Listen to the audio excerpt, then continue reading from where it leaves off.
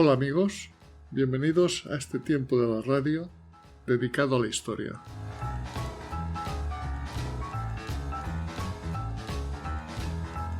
Europa, siglo X. El aire huele a hierro y muerte. Los castillos se alzan como colmillos de piedra sobre un paisaje desgarrado por guerras entre señores. Aquí, los caballeros son reyes, no por sangre, sino por derecho de espada. Hombres criados entre armaduras y caballos de guerra que juran lealtad a un señor hasta que otro ofrece más oro. Ante este panorama, la Iglesia se enmarca en una ambiciosa misión: transformar a los fieros guerreros a caballo en soldados de la fe. Los caballeros, armados hasta los dientes, eran la columna vertebral del sistema feudal. Su vida giraba en torno a la guerra, el honor y la lealtad a su señor, pero su modalidad, era muy flexible.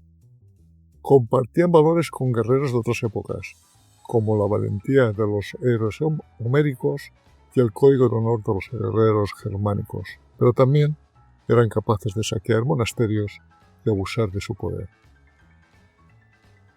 La Iglesia, siempre atenta al equilibrio de fuerzas en la sociedad medieval, comprendió que debía intervenir.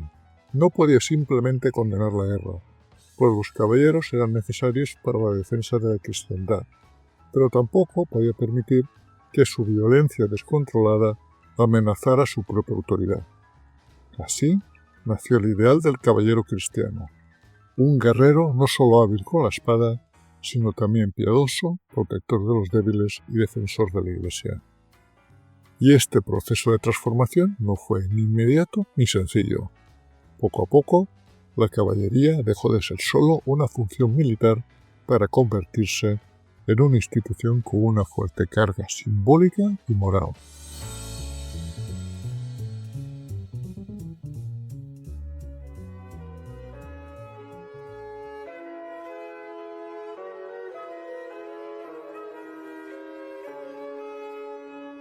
En los primeros siglos del cristianismo, la doctrina evangélica rechazaba la violencia y la guerra, considerándolas contrarias a los principios fundamentales de la fe. Los primeros cristianos, influenciados por la enseñanza de Jesús sobre el amor al prójimo y el perdón, consideraban el derramamiento de sangre como un grave pecado. Sin embargo, con el paso del tiempo y los cambios en la estructura del mundo occidental, la Iglesia tuvo que replantearse su postura sobre el uso de la violencia en defensa de la cristiandad. Uno de los pensadores claves en este proceso fue San Agustín de Hipona, quien formuló la doctrina de la guerra justa. Basándose en el derecho romano y en la necesidad de garantizar el orden, argumentó que, si bien la guerra en sí misma era un mal, podría ser moralmente aceptable bajo ciertas condiciones.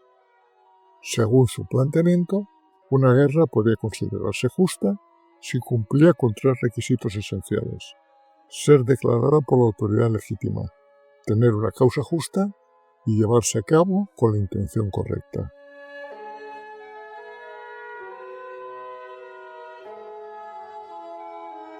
Este concepto permitió a la Iglesia cambiar su enfoque sobre la guerra y proporcionar un marco moral que justificara la participación de los cristianos en conflictos armados. Con la expansión del cristianismo en Europa y el aumento de las amenazas externas, la Iglesia comenzó a ver la guerra no solo como un acto permisible en ciertos casos, sino también como un deber sagrado cuando estaba dirigida a la defensa de la fe.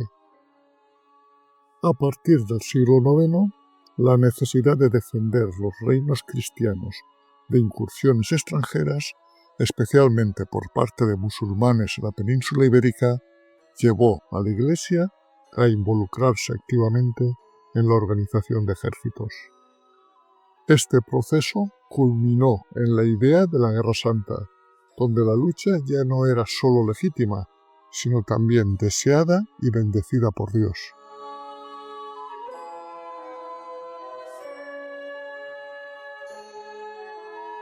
Con el paso del tiempo, la Iglesia intentó regular el uso de la violencia mediante la proclamación de iniciativas como la paz de Dios y la tregua de Dios, que establecían restricciones sobre quién podía ser atacado y en qué momento se podía combatir. Así, la paz de Dios buscaba proteger de la guerra a los clérigos, campesinos, mujeres y niños, excluyéndolos como objetivos. Por otro lado, la tregua de Dios imponía restricciones temporales a la guerra. Los caballeros tenían prohibido combatir en ciertos días sagrados, como la Pascua y la Cuaresma. Vamos, para entendernos, bueno es que haya guerras, pero que nos afecten poco y que no nos molesten en nuestras celebraciones. Estas iniciativas, aunque no erradicaron la violencia, ayudaron a consolidar la idea de que la guerra debía tener límites y de que un caballero no era solo un guerrero, sino un hombre con un código moral.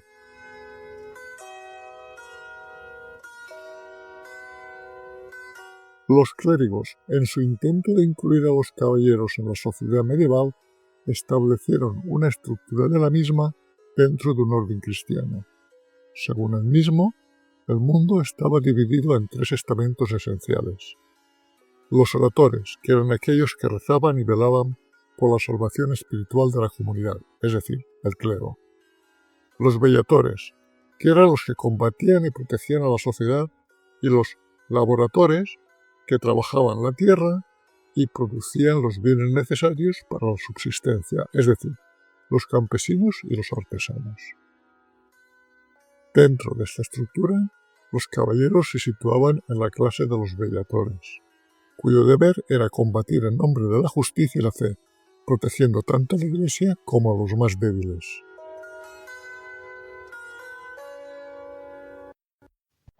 Sin embargo, la realidad era mucho más compleja.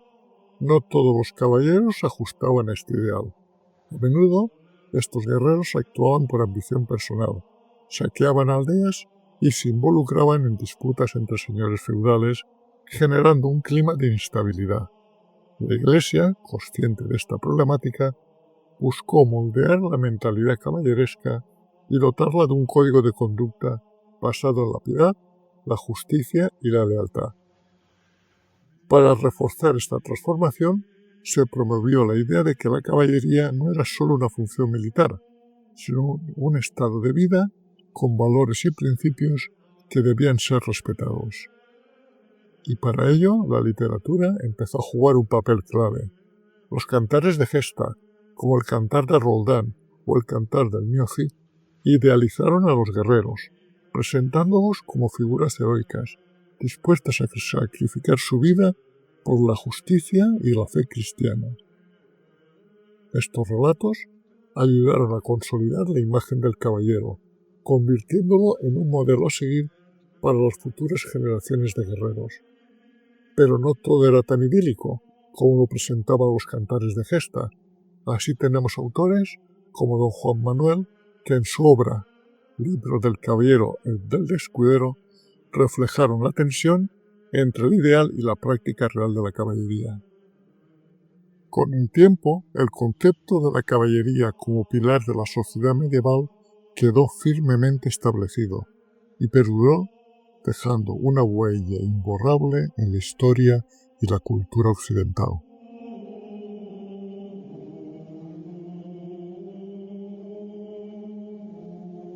A finales del siglo XI, Europa vivía una transformación profunda.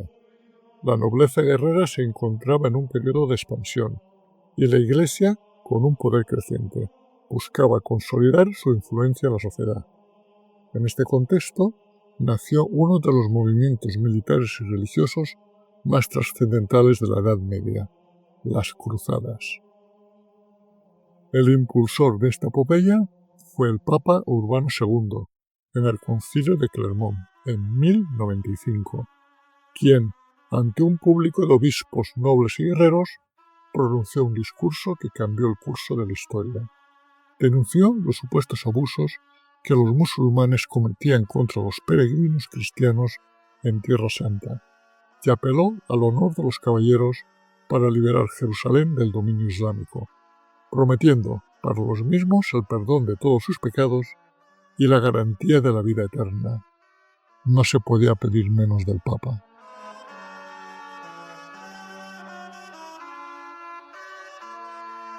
La respuesta fue inmediata. Hombres de toda condición, desde nobles hasta campesinos, se sintieron llamados a la gesta. Para muchos caballeros, la cruzada representaba una oportunidad para obtener gloria, tierras y riquezas, pero también una forma de redimir su alma en el campo de la batalla. No se trataba solo de una guerra justa, era una guerra sagrada, una empresa bendecida por Dios. Más no se puede pedir. A lo largo de los siglos XI y XIII, Europa vio partir hasta 8 expediciones militares hacia Oriente.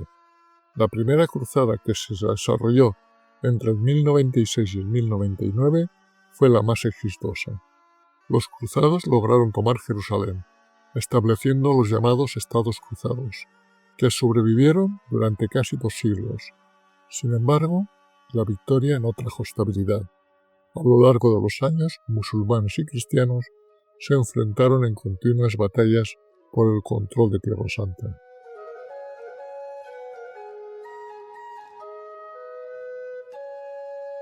Los caballeros cristianos, antes considerados meros guerreros feudales, se convirtieron en soldados de la fe.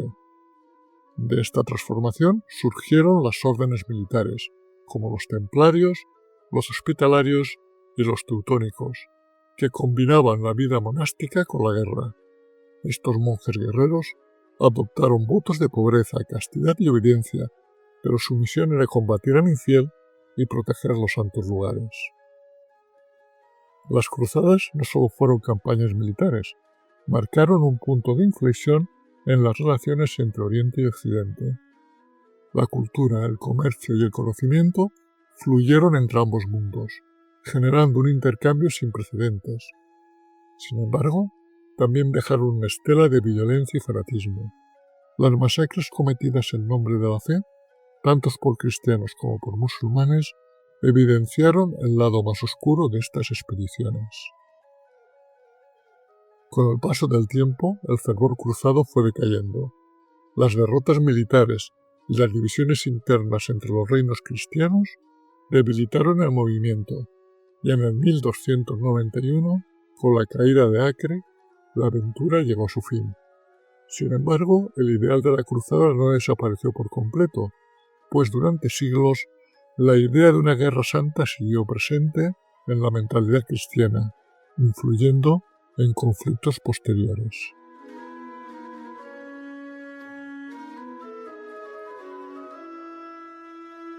En la Europa medieval, ser caballero no era simplemente una cuestión de nacimiento. Para que un joven noble alcanzara este rango, debía atravesar un largo proceso de formación que culminaba en la ceremonia de investidura, un ritual cargado de simbolismo y solemnidad que consagraba al guerrero en defensor de la fe y protector de los más débiles. Y todo comenzaba desde la infancia, cuando a la edad de 7 años, en que el primogénito de una familia noble era enviado a la corte de un señor feudal para servir como paje. Sus días ya no eran de ocio, sino de servicio. Aprendía a moverse con gracia en la corte, a servir en la mesa sin derramar una gota de vino, a inclinarse ante las damas y a escuchar con atención las historias de batallas que los caballeros narraban junto al fuego. Mientras tanto, sus manos, aún pequeñas, se familiarizaban con el peso de una daga y la tensión de un arco. La caza, la música y los rezos completaban su educación, forjando no solo un futuro guerrero, sino un hombre de noble carácter. Al llegar a la adolescencia, alrededor de los 14 años, daba un paso crucial. Se convertía en escudero. Ahora su vida giraba en torno a un caballero, al que seguía como una sombra leal. Lo ayudaba a vestir la pesada armadura, le tendía su escudo en la batalla y cabalgaba a su lado en torneos y campañas. Las tardes se llenaban de entretenimiento, espadas, lanzas y caballos que galopaban bajo su mando. Pero no solo era fuerza lo que aprendía, también observaba el código de honor, la lealtad de su señor y el deber de proteger a los débiles. Y entonces, tras años de esfuerzo, llegaba el momento culminante. La noche previa a su investidura velaba sus armas en la capilla, envuelto en silencio y oración.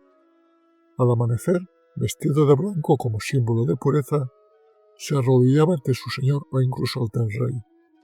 Una espada tocaba su hombro. En nombre de Dios, de San Miguel y de San Jorge, te hago caballero. Y con este golpe ceremonial, la infancia quedaba atrás. Se le ceñía la espada, se le colocaban las espuelas doradas y por fin, ante los ojos de todos, surgía un nuevo caballero. Y así, el hijo del noble pasaba a formar parte de la élite militar de la sociedad feudal y comenzaba su propia leyenda.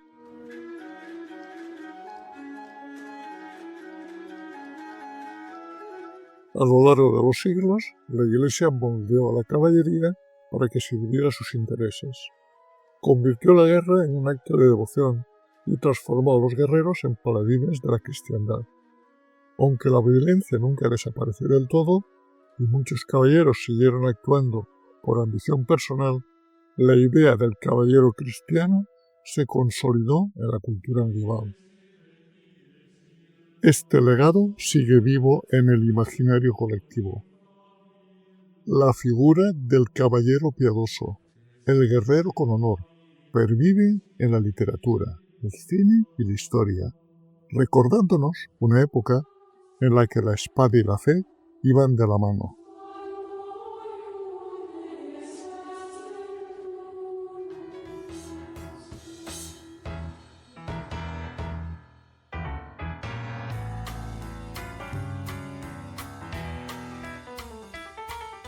Si estás interesado en otros temas de historia, nos puedes seguir en YouTube en mi canal Desde mi Retiro y en iVoox, Spotify y Google Podcast en el canal Un poco de Historia. Este proyecto radiofónico, creado desde mi retiro en la España profunda, es una realización, para bien o para mal, de José Luis García, ciudadano del mundo.